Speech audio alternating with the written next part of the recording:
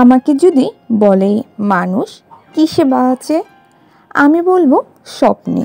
স্বপ্ন গড়া, স্বপ্ন ভাঙা, স্বপ্ন হারিয়ে যাওয়া, আবার নতুন করে স্বপ্ন দেখা, এসব কিছু মধ্যে মানুষ বাঁচে। প্রতিটি স্বপ্ন মানুষকে নতুন করে বেঁচে থাকার অনুপ্রেরণা দেয়। যদি বলো জীবন কি, বলবো জীবন একটি চক্রের।